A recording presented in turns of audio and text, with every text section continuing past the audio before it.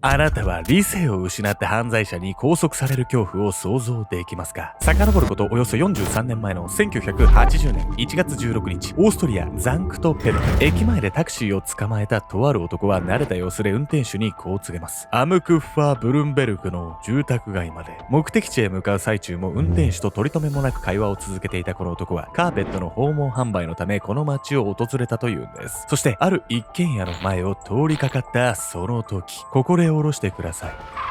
男は運転手に礼を言い、タクシーを下車。ここまでの様子は、セールスマンの男の単なる日常の一場面にしか思えません。しかし、この後の男の行動は、通常のセールスマンのそれとは明らかに違っていました。インターフォンを鳴らすわけでもなく、家の敷地内を探るようにうろうろと歩き回る男。そう、彼はセールスマンなどではなく、絶対にこの街へ連れてきてはいけない男だったんです。訪問販売を偽り、住宅街を訪れた謎の男。この男は一体何のためにこの家を訪れたんでしょうか？男を支配していたのは、誰一人として幸せにはならない歪んだ欲望だったんです。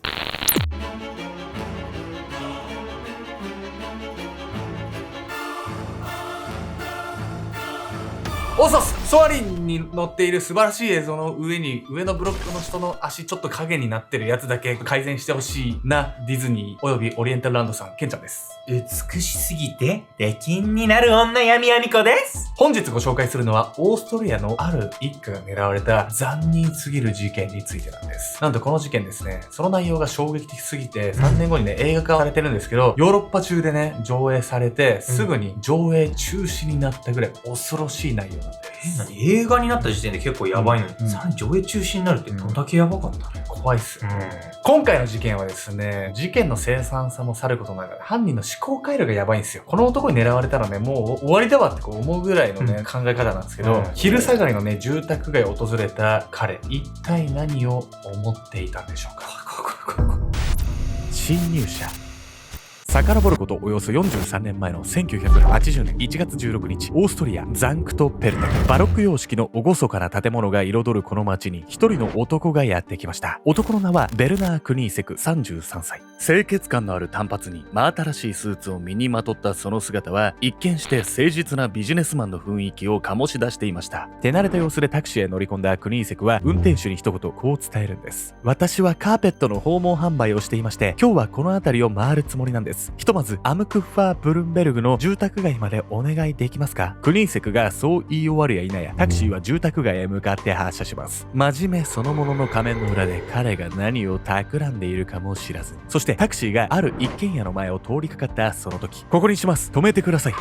そう言ってタクシーを降りたクニーセク。彼は早速家の敷地内へ足を踏み入れるんですが、そこからの行動は通常のセールスマンとはかけ離れたものでした。クニーセクは玄関を素通りし、敷地の奥まで歩いていくと、浴室の窓を外し始めたんです。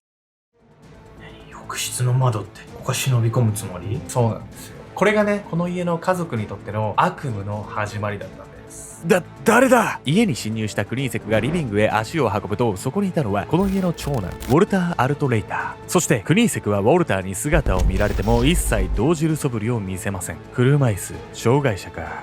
なら、造作もない。そう、ウォルターは筋ジストロフィーを患っており、自分ではほとんど体の自由が利かない状態だったんです。うわぁ！何をしようってんだ！怯えた様子で睨みつけるウォルターに詰め寄るクニーセク。彼はそのままウォルターを縛り付け、あっという間に拘束してしまうんです。筋ジストロフィーって難病よね。その身動きそもそも取れない人を拘束して何がしたい？ほんとそうなんですけど、そもそもね、この筋ジストロフィー、名前は聞いたことあるなって方多いと思うんですけど、実際どんな病気なのかっていうところね、わからない方もいると思うんです。というわけで本日のメトロキーワード、筋ジストロフィーについて。筋ジストロフィーとは、遺伝子の変異によって発症する難病の一種。体の筋肉が壊れやすく、再生されにくい症状が現れます。次第に筋力が低下していくことで、歩行や食事など日常的な動作が困難になるほか、末期になると肺や心臓などの臓器を動かす筋肉まで衰え、最終的に死に至るんです。筋ジストロフィーには、発症年齢や原因となる遺伝子、症状などで分類される多数の型が存在します。特に発症年齢に関しては、小児期に発症する場合もあれば、50歳を過ぎて発症する人もいるなど、相当に幅広いのが特徴なんです。クニーセクは一体何のために身動きの取取れないウォルターを拘束する必要があったのかということなんですけれども、それを紐解くためには、このクニーセクの生涯、これまでどんな人生を歩んできたのか、振り返る必要がある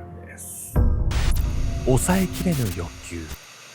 1946年11月17日、クニーセクはオーストリア・ザルツブルグで産声を上げます。生まれた頃から父親が誰かもわからず、母の手一つで育てられたクニーセク。母親との関係もうまくいっておらず、両親の愛情を知らずに育った彼は、中学生になった頃から、その振る舞いに明らかな異常性を覗かせ始めるんです。いいぞ、もっと泣け、もっとわめけ。高笑いしながら目の前の女性に何度となく鞭を叩きつけるクニーセク。なんと彼は当時14歳にして年上の女性と SM プレイを繰り返していたんです。そしてこの事実はクニーセクが単に歪んだ性癖の持ち主だったことを物語るだけのものではないんです。ある時、学校をしょっちゅうサボっていたクニーセクは更生のため祖母の提案で修道院に預けられたことがありました。その修道院で次のような出来事が起こるんです。クニーセク、あなた一体何をしてるの？修道院に設けられた豚小屋へ駆けつけた修道女は目の前の光景に戦慄していました。そこに立っていたのは興奮した様子のクニーセク。そして彼の目の前には血まみれの豚が横たわっていたんです。クニーセクはナイフを使って豚をいたぶっていました。そう、SM プレイにしても動物の虐待にしても、クニーセクの行動の根底にあるのはただ誰かをいたぶりたいという欲求。その欲求はもはや性的なものだけにとどまらなかったんです。まだ14歳でしょ、さっきなんかいけないことが起こる予感しかしない。その予感の通りなんですけど、クニーセクのね、異常行動っていうのはさらにエスカレートしていくんです。やばいやつは幼少期もやばい。あんたにはほとほと愛想が尽きた。この家から出ていきな。1962年6月6日、クニーセクの自宅には彼の母親の怒号が響いていました。クニーセクの素行の悪さに耐えきれなくなった母親は、とうとう彼のことを追い出そうとしたんです。するとクニーセクは、ナイフで母親をめった刺し、そのまま家の金を持ち出し、隣国のドイツへ逃亡を図るんです。しかし結局は逃亡先で身柄を抑えられ、少年院送りに。この時、母親は奇跡的に一命を取り留めたんですが、クニーセクは殺人未遂の罪で懲役4年の刑を課されてしまうんです。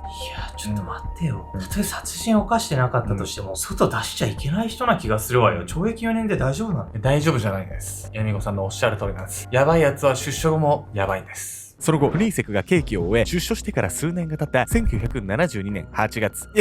やめとくれ。強盗に入ったクニーセクと偶然出くわしてしまったのは、この家に住む73歳の女性。不敵な笑みを浮かべ、じっとりとした視線を向けるクニーセクに、女性は祈るように頭を下げます。しかし、クニーセクは、命乞いに耳を傾けようともせず、女性を射殺。25歳にしてついに殺人に手を染めてしまうんです。この時、母親の事件の際とは違い、成人していた彼には相応の重い刑が課されると考えられていました。しかし当時、クニーセクに言い渡された判決は懲役7年6ヶ月。クニーセクは狡猾にも自分を精神異常者だと主張し、責任能力の欠如を理由に減刑にこぎつけたんです。こうして迎えた1980年、クニーセクは刑期を終え、再び出所の年を迎えます。なんで簡単に出所させちゃうのよ。言わんこっちゃないじゃないのよ。どうしてもね、抜け道みたいなのがあるのがね、法律の難しいところですよね。結局法律も人間が作ったものなんで、完璧なものなんてないんですよ。そしてクニーセクはこの後、同じことの繰り返し、なんて言葉では済まされないような強行に手を染めるんです。そしてそれはですね、なんと、出所予定日の前に起きたんです。悪夢の一日。1980年1月16日、刑務所を出たクニーセクはウィーンの街を訪れていました。新品のスーツを着込み、ビジネスマンさながらの姿で闊歩するクニーセク。その服装は彼がこれから職探しをするためのものでした。クニーセクはこの時、出所後の職に困らないように就職活動を行うための3日間の仮出所を認められていたんです。しかし彼が向かったのは新しい就職先などではありません。よう、あれを売ってくれ。そう言ってクニーセクが指さしたものは一丁の拳銃。彼はなんとガンショップを訪れていたんです。しかし通常であれば仮出所中の彼に銃を購入する金などあるはずもありません。ところがクニーセクはこの日のため刑務所内で作った密造酒を囚人たちに売りさばき金策をしていたんです。こうして銃を手に入れたクニーセクはついに目的地のザンクトペルテンへ向かいます。ザンクトペルテンってさ、言えてねえな。ザンクトペルテンってさ、車椅子の人を拘束した家がある場所よね。そうなんです。そもそもクニーセクが一体何のためにあの家に侵入したのか、その目的をね、理解するために我々はね、その彼のね、人生っていうのを振り返ってきたんです。そしてこの後、ついにその目的が明らかになるんです。ただいま。その日の夕方、帰宅したのはガートルード・アルトレイター55歳と娘のイングリッド25歳。彼女たちは長男のウォルターを一人自宅に残し、母と娘だけで出かけていたんです。そして彼女たちがリビングへ足を踏み入れた瞬間、その目に飛び込んできたのは拘束された長男ウォルターと見知らぬスーツ姿の男。そう、クニーセクでした。よう、待ってたぜ。こいつを殺されたくなかったら、おとなしく言うことを聞け。不敵な笑みを浮かべ、ウォルターに銃を突きつけるクニーセク。すぐそばにはこの家で飼われていた猫の死体が転がっていました。その惨状を前に、女性2人はクニーセクの言う通りにしなければ命はないとすぐに悟るんです。こうして銃を持った男が我が物顔で自宅に居座るその状況に理解も追いつかないまま、母ガートルードと娘イングリッドもあえなく拘束されてしまうんです。ただ問題はここからでした。あっという間に家族3人を拘束してしまったクニーセクですが、彼はそこから何を要求するわけでもなく、薄ら笑いを浮かべながら3人を見ているだけなんです。一体何が目的なの？得体の知れない恐怖が場を支配する中、一刻も早くこの状況を抜け出したい母ガートルードは意を決しこう言い放ちます。お金なら好きなだけ渡します。だから助けて。ガートルードはもうクニーセクが強盗目的で侵入してきたって思ったわけね。そうなんです。でもね、ここまで見ると、彼がね、そんな人物でないこともわかりますよね。クニーセクが家族に何も要求しなかったっていうのは、つまりそういうことなんです。クニーセクの目的を強盗だと考えたガートルードは2万シリング、日本円にして約18万円の小切手を彼に手渡します。こんなにくれるのか。ありがたいね。小切手を眺めながら一言をそうつぶやいたクニーセク。これでなんとか帰って。拘束された3人は祈るような思いでクニーセクの様子を見守ります。そして次の瞬間。さて、あとはお前らをいたぶるだけだな。さも当たり前かのようにそう口にしたクニーセク。その表情はこれまで見せていたものとは比にならないほどの邪悪さを称えていました。クニーセクがこの家に侵入した目的って家族をいたぶることなわけ。そうなんです。クニーセクのね、根源にある欲求っていうのは、ただ人間をいたぶる、家族をいたぶる、そういったことだったんです。なので、家族からね、もらえるお金なんていうのは、むしろね、もうおまけ程度のものだったんです。最初の犠牲になったのは長男のウォルターでした。おらおら。抵抗する術もなく、殴る蹴るの暴行を加えられるウォルター。もう、やめて、息子を殺さないで。母ガートルードは泣きながらクニーセクに懇願するんですが、彼にその言葉が届くわけもなく、ウォルターはそのまま母親と妹の目の前で絞殺されてしまうんです。ウォルターが動かなくなると、クニーセクは続けて母親のガートルードの方へ視線を向けました。恐ろしく冷たいその目つきに背筋を凍らせるガートルード。彼女の嫌な予感の通り、ここから行われるクニーセクの仕打ちは長男ウォルターへのそれよりさらにむごいものでした。クニーセクから暴行を受けるうち、苦しそうにもがき始めたガートルード。しかし、その様子は殴打された痛みとはまた別の原因から来ているように思いました。そして、母のその姿を見ると、今まで沈黙を守っていた娘、イングリッドがたまりかねた様子でこう叫んだんです。ママは心臓が弱いの。お願い、薬を飲ませてあげて。まさか、その言葉が母親をさらに苦しめる結果になろうとは、イングリッドは予想だにしなかったでしょう。いいぞ。薬はどこにあるんだ？再び、薄ら笑いを浮かべ、そう口にしたクニーセク。この時、彼が薬の場所を訪ねたのは当然ガートルードを助けるためなどではありません。クニーセクはガートルードに薬を飲ませて生きながらえさせ、より長い時間拷問を楽しもうと考えたんです。この後彼女は3時間にもわたって殴る蹴るの暴行にさらされ続けることになりました。そして暴行の末、ガートルードを考察したクニーセクは続けて、最後に生き残った娘、イングリッドにも殴る蹴るの暴行を加えていた。兄と母が殺される様子を目の前で見ていた彼女はすでに精神的、肉体的に限界の状態だった。しかし、そんなイングリッドの絶望した姿が、さらにクニーセクを興奮させていた。いいぞ、いいぞ、その顔が見たいんだ。クニーセクの暴行はより一層激しさを増していく。その時だった。電話のベルが部屋に鳴り響き、クニーセクはイングリッドを殴っていたその手を止める。そしてにやりと笑うと受話器を取り上げ、イングリッドに手渡した。イングリッド、今ちょっといいかい？受話器の向こうでそう投げかけたのはイングリッドの婚約者だった。そう言いかけたイングリッドの目の前ではクニーセクが意地悪な笑みを浮かべじっとこちらを見ている。イングリッドは言いかけたその言葉を押し殺し、何事もなかったかのようにこう言い直した。ごめん、今忙しいの、また後にして。このやりとりがイングリッドと婚約者の最後の会話となった。この後、クニーセクのイングリッドへの拷問は10時間近くにもわたったといいます。イングリッドの遺体に残されたおびただしい数のあざや切り傷、やけどの跡、その凄惨なありさまはそれだけ長時間にわたって彼女が苦しみ続けたことを物語っていました。亡くなった3人ももちろん不幸なんだけど、婚約者の気持ちを考えると、絶対電話した時に言ってればってめちゃくちゃ後悔したと思うわよ。確かにね、本当に彼のね、気持ちを考えると胸が痛いますよね。そしてこの後ね、クニーセクは一体どうなってしまったんでしょうか。